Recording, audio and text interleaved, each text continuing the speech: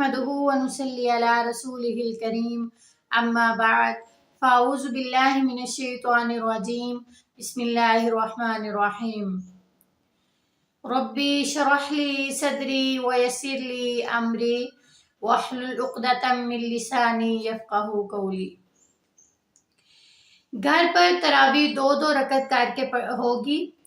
कोशिश करें कि जितनी सूरतें आपको आती हों वो अपनी तरावियों में आप पढ़ लें, यानी जितनी सूरतें आपको अच्छी तरह से आती हैं वो आप अपनी तरावियों में पढ़ सकते हैं। आप ये भी कर सकते हैं कि हर 2 रकत में जितनी आपको सूरतें आती हैं वो आप पढ़ लें, क्योंकि आपका जो क़याम है वो लंबा हो जाएगा।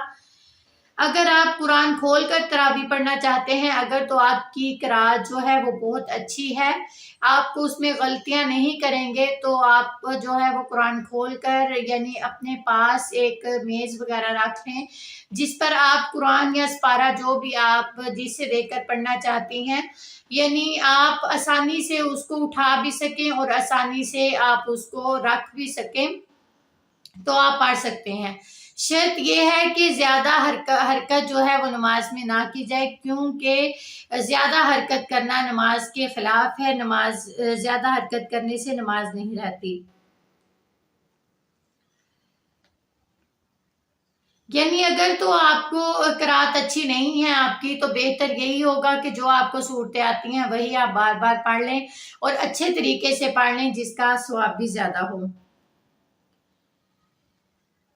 क्योंकि नमाज का एक अपना खुशू और खुजू होता है, नमाज का अपना एक एहतराम होता है जो बाकी नहीं रहता।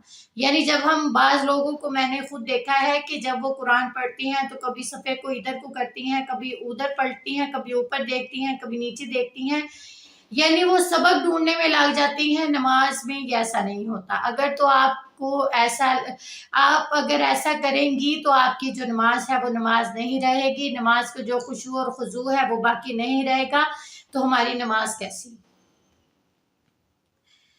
फ़र्ज़ नमाजों के अलावा दूसरी नमाजों में यानी हम कुरान से देखकर हम पढ़ सकते हैं। आप सल्लल्लाहु अलैहि वसल्लम ने फरमाया, नफली नमाज अपनी तबीयत की खुशी और शौक के मुताबिक पढ़ो। जब तबीयत थक जाए तो आप रुक जाओ, यानी सांस ले लो। यानी आप देखेंगे शुरू के 2 या 3 जो रोज़े होते हैं उनमें हमें तरावियाँ पढ़नी थोड़ी मुश्किल लगती हैं, बाद में हमें मज़ा आने लग जाता है, बाद में हमारी जो तबीयत है वो उसको महसूस करने लग जाती है, हमारे खुद को हमको मज़ा आता है, तो हम जो तरावियाँ हैं वो लंबी लंबी क़याम होते हैं, तो हम खड़े होकर क़याम जो है वो कुरान को सुनते हैं, तरावियाँ पढ़ते हैं।